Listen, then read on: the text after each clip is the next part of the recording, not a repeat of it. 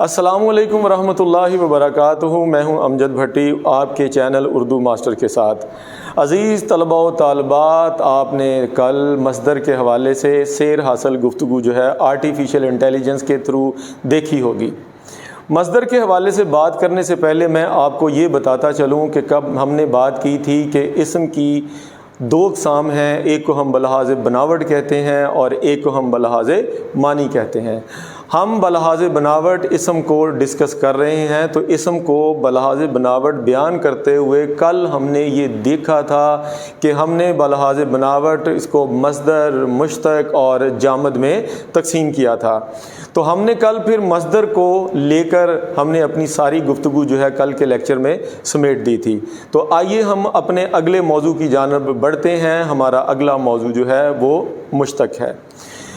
Board کی طرف جانے سے پہلے میں ایک چھوٹا سا مشتق کا آپ کو تعارف کرواتا چلوں کہ یہ مشتق ہے کیا۔ مشتق در حقیقت اس کے معنی ہے نکلا ہوا۔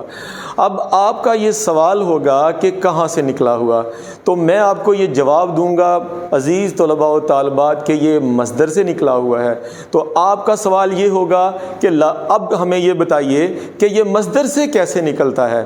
تو بیٹا میں آپ کو جواب دوں گا بھئی یہ خاص قاعدوں کے تحت نکلتا ہے۔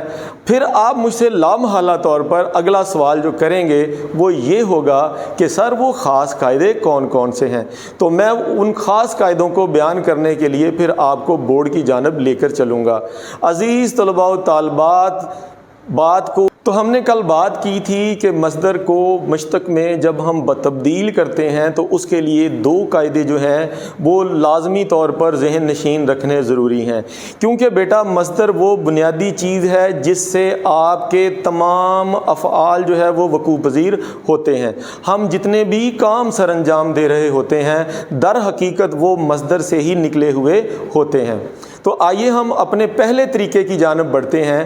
ہمارا پہلا طریقہ ہے کہ آپ مصدر کا نا ختم کریں اور اس کے آخر میں الف حمزہ چھوٹی یہ کا اضافہ کر دیں گے تو یہ آپ کا مصدر سے مشتق میں لفظ جو ہے وہ تبدیل ہو جائے گا۔ تو آئیے میں بتاتا ہوں کہ ایک مصدر لیتے ہیں۔ مثال کے طور پر ہم یہ کہتے ہیں پہلا طریقہ کہ پڑھنا کا آپ نا ختم کریں اور اس کے آخر میں آپ نے الف حمزہ چھوٹی یہ ای کا اضافہ کر دینا ہے۔ تو آپ جب مصدر کا نا ختم کر کے الف حمزہ چھوٹی یہ کا اضافہ کریں گے تو آپ دیکھیے گا کہ ہمارے پاس پڑھنا سے پڑھائی جو ہے وہ بطور مشتق جو ہے وہ سامنے آ جاتا ہے۔ پھر ہم مشتق کو بڑی تفصیل کے ساتھ پڑھ چکے ہیں۔ آئیے ہم اپنے اگلے موضوع یعنی جامد کی طرف بڑھتے ہیں۔ جامد کی تعریف کرنے سے پہلے میں آپ کو یہ بات بتاتا چلوں کہ جامد ایسا اسم ہے جو نہ تو خود کسی سے نکلا ہوا ہوتا ہے اور نہ ہی اس سے مزید کوئی الفاظ بنائے جا سکتے ہیں۔ پھر سن لیجئے گا کہ ایسا اسم ہے کہ جس سے نہ تو مزید الفاظ بن سکتے ہیں اور نہ ہی یہ کسی سے نکلا ہوا ہوتا ہے۔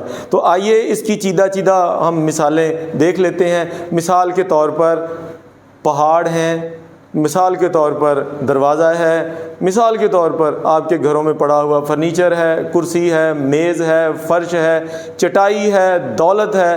تو میرے عزیز طلباء و طالبات یہ ساری مثالیں جتنی میں نے آپ کو دی ہیں یہ ساری کی ساری جو ہیں یہ جامد کے زمرے میں آتی ہیں۔ تو آئیے ذرا بورڈ کی جانب بھی چلتے ہیں، ہم اس کو دیکھ لیتے ہیں کہ جامد یہ ایسا اسم ہوتا ہے جو نہ تو خود کسی سے نکلا ہوا ہوتا ہے اور نہ ہی اس سے مزید الفاظ بنائے جا سکتے ہیں۔ مثالیں لے لیں، اینٹ، دروازہ، درخت، چٹان، دولت، چٹائی وغیرہ وغیرہ۔ تو پیارے بچوں یہ ذہن نشین رکھیے گا کہ ہم نے اپنا فرض پورا کر دیا ہے۔ اب فرض ہے آپ کا اپنی پورے زور سے انگوٹھے کی طاقت کے ساتھ بیل آئیکن کو پریس کر لیں، اور اگر آپ میرے چینل پر نئے ہیں تو میرے چینل کو سبسکرائب کر لیں، لائک کر لیں اور شیئر کر لیں۔